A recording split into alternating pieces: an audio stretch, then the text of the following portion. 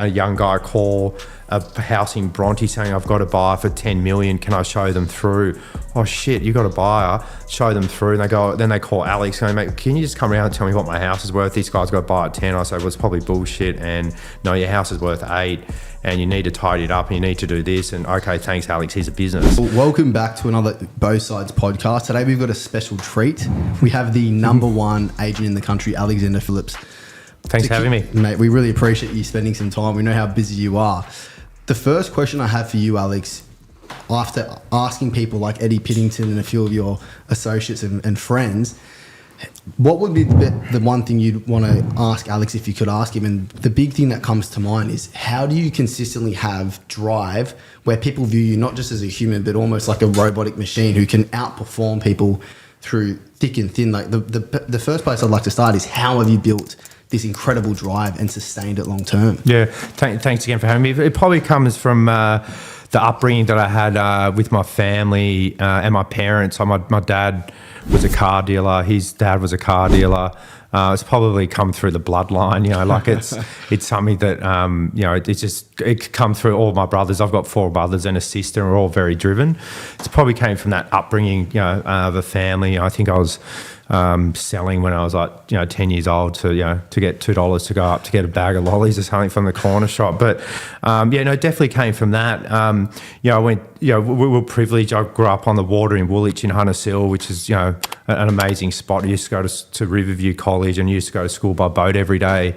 When I went to a school there where everyone sort of knew what they were going to do, lawyers, bankers, or they were sort of told what to do. I had no idea what I wanted to do. My parents never pushed me, and I actually did a cooking class for at AGL, I remember, and a week of hospitality down in the hospitality school in Canberra. So I was a little bit lost on what to do, and then I went to Macleay College for a year and just fell into doing real estate, and I was very lucky. I fell into something that I'm passionate about, and I think unless you're passionate about what you do, and all the top 1% people out there, in sports, business, or whatever, like you got to absolutely love it. I think that's what keeps us ahead of everyone else. Is that passion, drive.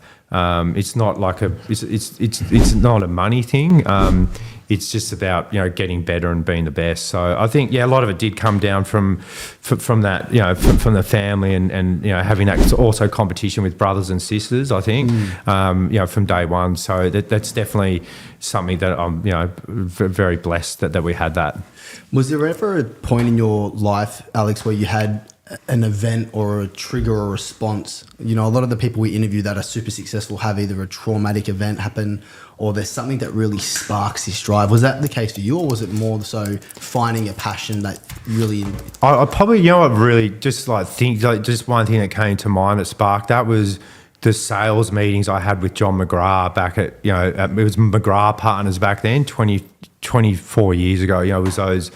like that, just walking into that environment and the energy, and I was like, shit, I really want to be a part of this. I want to, be involved in the best real estate company in Australia and with the best agents. And that was probably something that sort of springs to mind. There was a couple of sales that I did when I first became an agent that also springboarded us into where we are today, being the market leader in this marketplace that we're in. Yeah. How were you able to separate yourself from the number 2s and 3s? Because we've had a lot of really high performers and elite agents actually respond to our Instagram post saying, is Alex human or is he a machine? Yeah. And these are the best performers. What separates you from the other best performers?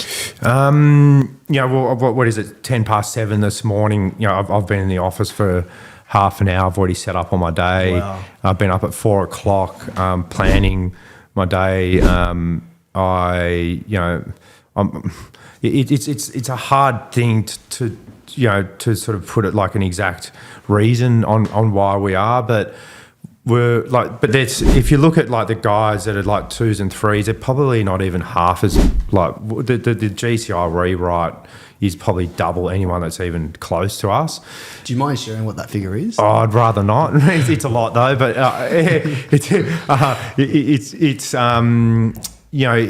I think it does come down to the energy, the work ethic, the love of the game, wanting to be better than anyone, knowing that there's people chomping at the bit to try and take us over, and we just keep getting better. They think they're getting closer, but then we go a step ahead. It's so many different factors that keep us, I'd say, miles ahead of everybody. It's probably as well, like a lot of people come to us thinking, I've secured business this year where they're going, I'm going to meet Alex. I don't really want to meet him. He's going to be probably arrogant. He's a number one agent. Fuck, do I really want to be using this guy? Then they meet us, go, this guy's a real person. He knows his craft. He knows what to do, and I do want to use him because our biggest advantage over any competitor or anyone in the marketplace, and we see it all the time because we do a lot of conjunctions with other agents, is our process and how we actually get deals done and sell property. Like we've sold 6 houses this week. We've done about $30 million in sales, and our average days on market is about 4 days. We're just like, we know how to set up vendors, how to progress buyers, get the best buyers through, do the best buyer work, and make sure that we're getting the best results in the shortest amount of time. So some of most of our competitors use that against us, but that's our biggest advantage. People don't know how to actually progress buyers and close them out as good as what we do, I think. So I understand that you as the lead agent are working these big hours. What's your team's hours look like? So, for example, Vince and your other guys, what hours are they kind of working? The best thing is, and I'm extremely lucky that my team is like, the guys that work in my team are better than all the agents we compete against. Yeah. I'm now at a point where if I wanted to go away for 6 months, the business would run itself. As an example, we're selling the house that we're in tomorrow at auction. It'll be a great auction, and the neighbour next door we've got going on the market next week, which is worth around 20, called while I was in Europe, and Vince went out there against the lead local agent and listed it over a local agent.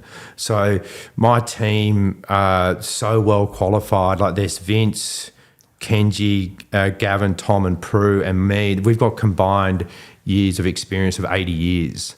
Wow. So in our team. So that's, you can't recreate that. Like it's so hard to get. Like it's like the Chicago Bulls of the 90s, all working at the best at their peak day in, day out. There's not much leakage. We do because we do so much volume, but there's so, like, I can leave these guys to do any part of the sale process. If I got hit by a bus or I was doing another transaction and something needed to happen on another house, it's the team is what makes us as good as what we are. Something I'm pretty curious about, Alex, when you talk about team and a bit about your routine earlier on, you're up at 4, office at 6. Can you explain your weekly or daily routine for yourself and then the team as well? And the quality of expectation and standard you hold? Yeah, I think a lot of it does come down from the top. Like everyone dresses well. There's no ego, no arrogance here. We're all very driven and working super hard. But so it does start. It starts. Our year firstly starts in October. So we start 3 months ahead. We stop listing in November and we just start for the next year. So like all of our stuff is like months ahead. Like I've already booked the next 12 months of holidays, and all dates all the way through. So if you look at stuff like that, like everything's so well planned out. And then if you break it down into like granularly, like my day starts, the day before, I get out my breakfast for the morning, the night before, I've got my clothes out for the morning. I get up, I train, I have breakfast, I go have a coffee, socialise in the morning, I'm in the office, start making phone calls from 7 a.m. So yeah. In terms of the way when you were coming up, what was your first few years as a sales agent standalone by itself? I think I was very lucky. I worked with Pauline Goodyear at McGrath, and I had a few false starts where I got fired from jobs from property management. As a main agent? Yeah, no.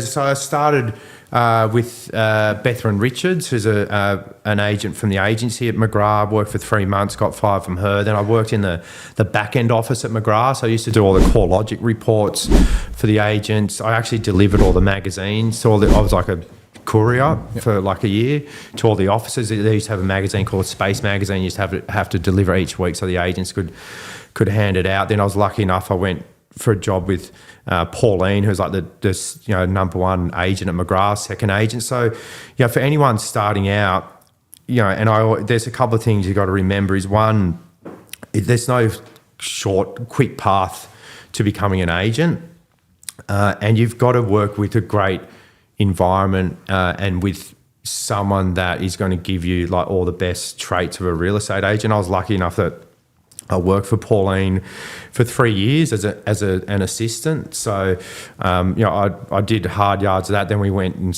she started her own business. I was assistant with her, then became an agent, then a partner of business, and, sort of went from there. So, a lot of it came down to doing all the right things from day one. Like as an example, I sold a house yesterday in Bronte for just over 7 million. And I look back in my database, I met them 18 years ago. 18? Yeah, and it was uncontested. But they get calls from like agents every week, and they're like, no, we're using Alex. We showed one buy through and sold it. But, that's because back then when I first started as an agent in Bronte, where we are sitting here today, that I cold called through CoreLogic the suburb probably about 8 times, the entire suburb. So then I actually built up a database from there, but then I actually made sure I nurtured that database. And that first phone call was a cold call, then the rest of it was warm calls like those guys I sold for. Like it was reaping the rewards of what we did 20 years ago, but what we did 20 years ago we still do today as well. Is Vince and Gavin, everyone else, are they touching your database as well, or is it just... No, they've got their own databases. And it's like, we tried that once, like when I was away, saying, call my database. I go, why is Alex not calling me? They think you're taking the foot off the pedal. Really? Yeah, I'm still... Like this morning when I was at coffee, I was texting guys we just sold one yesterday in Violet Street, Bronte for 8.4. And I texted guys I know on the street, not like a blanket text, but individually, the result. Like they want to hear from me. They know who I am. And like, I think the minute you do that, it looks like you're like now in the background. You don't really care. And that's one thing that why we're so far ahead of everyone. I think a lot of agents get to a level of doing 50 deals, 100 deals, they get complacent and they rely on everyone else to do everything like database calls and whatnot. None of my guys in the office are prospecting. None of them. None of them are doing cold calls or like, I've got a buyer for your house. Can we show them through? They're all doing open house callbacks and cross-selling. That's all they do because we've got so much volume, and that cross-selling and buyer work is what then you find a listing from that buyer once they buy. So, yeah. Wow. So are you still, correct me if I'm wrong, calling your database on a consistent basis, bringing in the business, and then whatever business occurs through your list? Yeah, that's all I do every day. Yeah. Wow. So how many calls would you say on average? Probably 150, I'd say. Yeah. Still doing 150 or level. Connects. Yeah, but that's also. I just say any calls are connect to me. That's how I say it. Like we leave long-winded message. That to me is a connect. But like you got to remember, at the moment, I think this weekend we've got 35 opens. So like you're calling each vendor, you're negotiating, you're doing appraisals, you're following up. Like it's not just database calls. There's 100 different things happening at once. Yep. What are your non-negotiables for the day? Eating right and training. Okay. Because I think that foundation sets you up mentally for I train every morning. It's not at night. Like it just. What type of training is it usually? I've got a personal trainer twice a week. I run. I do Peloton. I do cross. I do weights. I mix it up. Yeah. It's only for half an hour. It's not like hectic training, but it's enough. So starting at 5, you're training or something. Yeah. Yeah. So a question that's popped up from one of the top agents in Dubai, and actually I'm quite interested as well.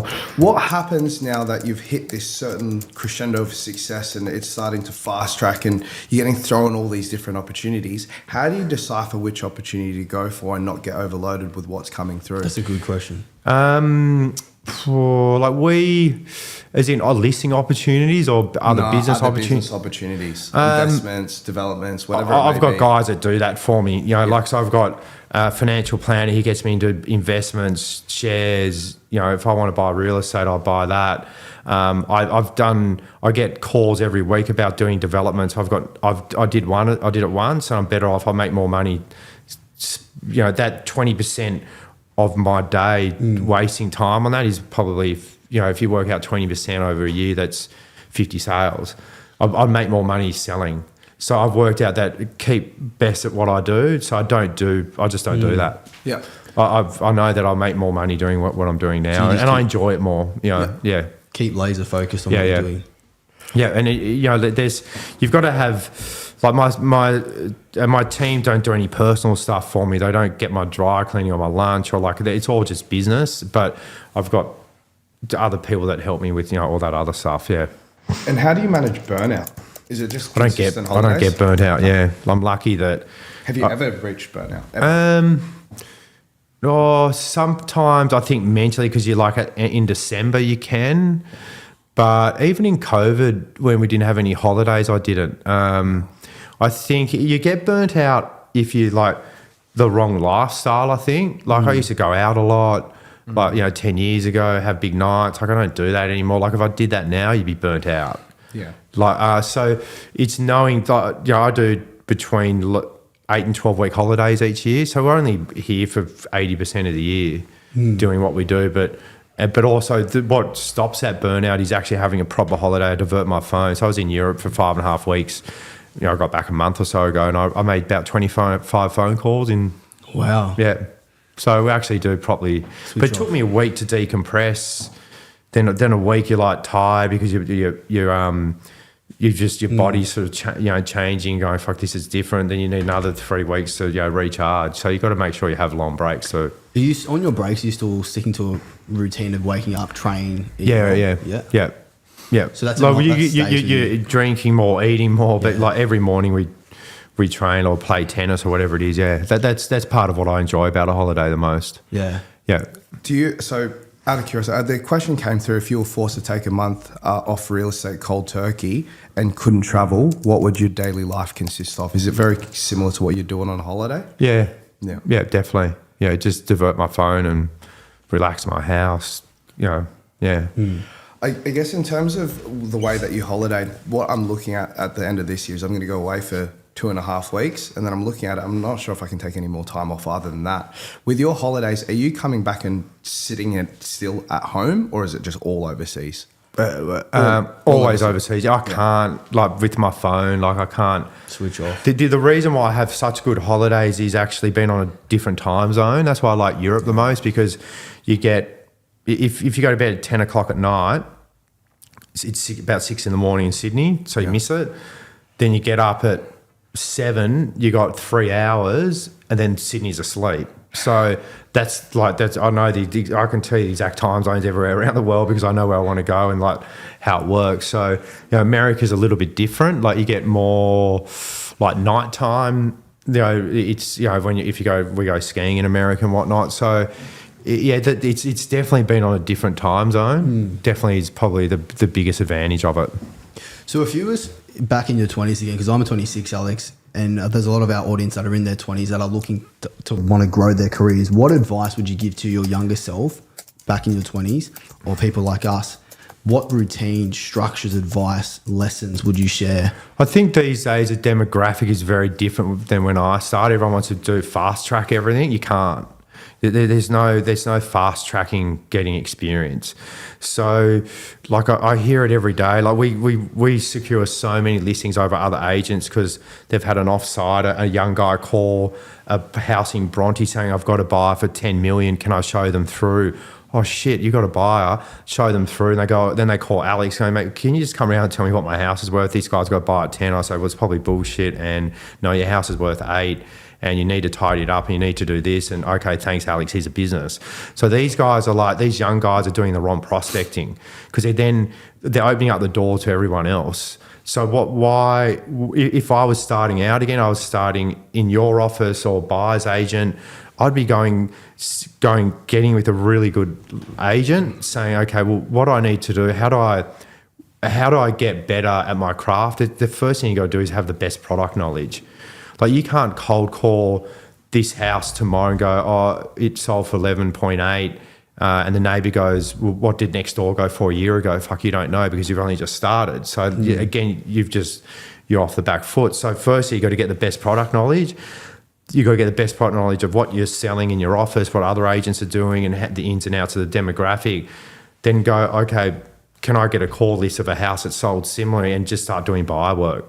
And then that person goes, oh no, I need to sell first. Okay, great. Well, can we come out? Or not the prospecting that I see that still happens today that just does nothing. Like you're not offering anything, other than a lot of fluff. Where the good thing is when you're like starting out and you're calling, home pass, which is what we use, or old books, is if you're saying, oh, you're still in the market, we've got this, oh great, what do you have? Like you're actually offering something that they will take the call as well.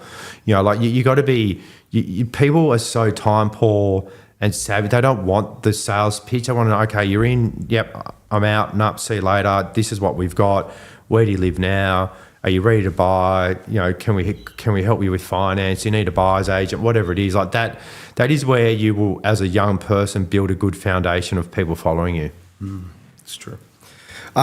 What do you do to keep the listing volume up while you've actually got a lot of campaigns running, so you don't drop that ball? Like I did this morning, prospecting when I can. Like I see, so most agents have these ebbs and flows. We're like very consistent. Like we probably average each weekend throughout the year, if you blend the 42 weeks of the year, probably about 25 opens, I would say, but it's consistent.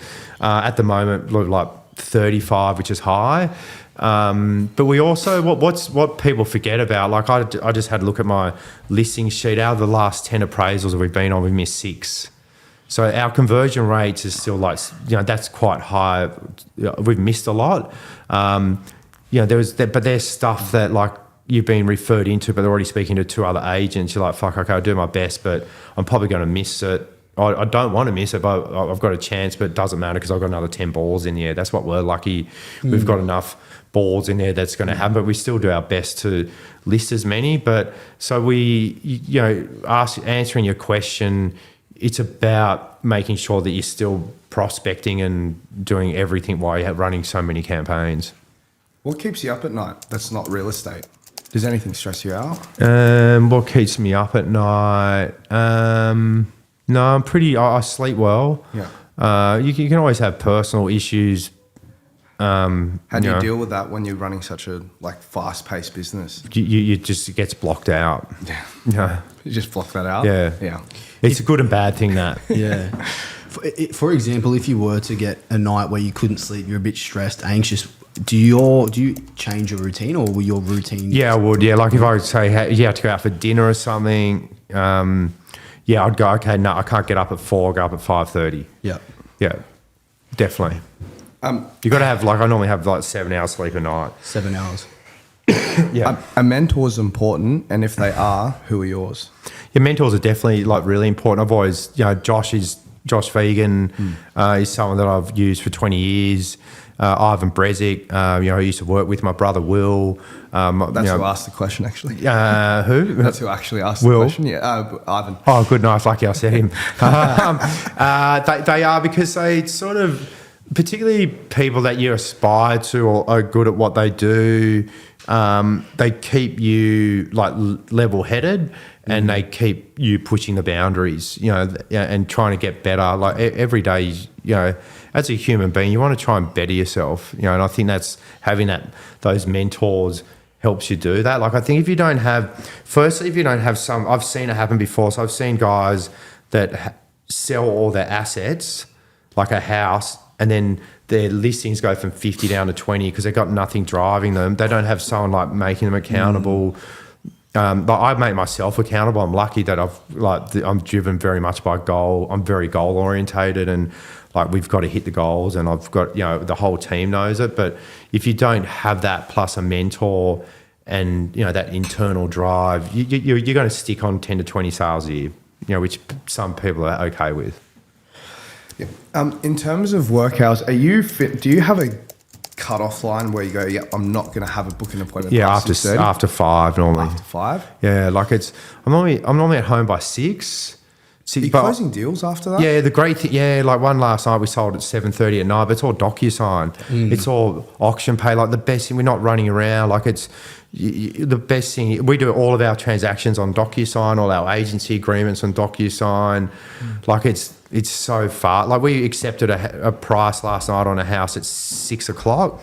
In Bronte, was exchanged by 7:30. In terms of in terms of appointments, so if a client asks you, hey, I need you to come by at 7:30, I don't finish work until then, what do you do? What do you say? I won't. I just won't go. Okay. Yeah, no, I'll just push it off, and if I lose it, if it's a listing opportunity, I probably still wouldn't go. Really? I know myself. I'm just not going to be present. Yeah. Like I just won't do it. Yeah. I'll like if they're not willing to be pushed back on a time and meet us at a convenient time at some point in the next 5 days, they're probably not going to use you anyway. Do you know what I mean? Like if they're calling us and going, okay, not everyone knows who we are, what we're about, and like the profile we've got, which I get, that's fine. But if you can't, like, first I think when pushing back on people, they generally want you more, I find too. Really? Yeah, definitely. See, I hear a lot of like yourself and Alex Jordan and a lot of the really elite performers, and you all say the same thing. But I mentally in my head, I go, man, I don't want to lose this opportunity if they say no. And I feel like a lot of people. You got to pick your battles. Like to me, something like that. If I did a 7:30 appraisal, would drain me out. I'm not going to sleep well. I'm going to be shit for the next day. Like it's like they got the kids there, putting the kids to sleep. Like like that. I reckon like that's what gets you burnt out. Yeah. Okay. You know what I mean? Like that's how you get burnt out. Like you got to be able to control it. Say no, I'm not available. Then what are two? I always just say what's 3 options that work for you. Yeah. Okay. Yeah, I'll give that a shot. Yeah, it'll work. Yeah. In terms of like kids and family, do you have? Trying to have kids at the moment. Have a wife, but no kids yet. Yeah. I don't think it'll change much what I do though. No. Maybe. Oh no, that's what they say. That's what I say now, but probably not. How long did it take you as a standalone agent to hit a certain level of success where you felt comfortable enough? I never felt comfortable. I don't think for the first few years because I had an assistant very early on. I bought a house very early on. That's where the drive was. Like being uncomfortable. I was never comfortable. I'm still not comfortable now because I want to keep. I think that's when you get comfortable. That's when you drop off and you lose that intensity. So constantly put yourself. Yeah, you got to be uncomfortable. Yeah, always. I reckon. Yeah. In relation to your family's obviously you've got Will Phillips, that's obviously hitting great stuff over in Byron Bay now, and I believe your other brothers are doing quite well. Yeah, as well. Too. Yeah. Why is you like you see some families and they're just doing. They're enigmas in the marketplace. The whole family's doing really well. Why is your family being able to do that? It's the upbringing we had, the parenting we had, the drive. Like when you're sitting in a car growing up when you're 5 years old, 8 years old, and hearing your dad doing a deal, as you're driving up to the Gold Coast from Sydney, probably was ingrained in you. Was he a real estate agent? No, he was a car dealer. But and then he bought and sold earth moving equipment and then boats and did sort of lots of different things. So I think it's that none of us went to university bar one brother either too, and we all went to private schools and everything, and it was probably more like we were like pushed and did your own thing. We weren't sort of steered one way. Yeah. If you were to have a family, Alex, which it sounds like you're wanting to, and you had to pass down wisdom but you couldn't pass down money or success tangibly, it would only be some wisdom or structures or framework, what would that be that you'd pass down? Probably what I'm lucky about, find something that you're passionate about. Like it doesn't matter if it's, you got to be happy with your life, and it's not about the money. Like so many people I see, like most of the guys in my school were like were a lawyer for 2 years and now they're running a cafe or something. So I think it's about finding what makes you happy, and then running with it. With real estate, what would you say the passion is for you? Is it the passion of the volume and momentum of doing deals, or is it actually real estate or people? Like, it's probably everything. I probably do have ADHD or whatever. I'm like sort of always on the run, and like every deal's different, every transaction's different. It's not mundane. There's so many different opportunities, and it's probably just the hecticness of it, which sort of suits the person I am, I think. My last question for you: if you were to give a newer team member that's just joined your team, whether it be in real estate or whether she hasn't previously, they're in a sales capacity, what would be your top 3 pieces of advice for someone new joining your team? Top 3 piece of advice: get to know the area and the product knowledge better than anyone, as in everything ins and outs of it. Learn. Like sit next to and hear the dialogue of what we do, and like ask questions. Why did you ask that? Why did you speak to that person like that? What's the outcome you're trying to get? Like actually understand the why on what they're doing is super important. And like I say to everyone, it's like be prepared. You're not going to be making money for 5 to 10 years. It's a long game. Yep. Take your time. Yep. Awesome. what about the same question, but for people that are already at the top 1%? Don't get complacent. Keep trying to get better. Trying to like move with the times. Be ahead of changing markets. Legendary. What was your favourite dish when you were cooking back in the day? My favourite dish, my brother would probably say snapper. Snapper? Yeah. That's a bit of a family joke, but yeah. What was the joke about? Oh, just because I did it every week. Yeah. Legendary. Yeah. All right, done. Fantastic. Mate, Thanks for having you. me, guys. Thank you very much. Appreciate Thank it. you.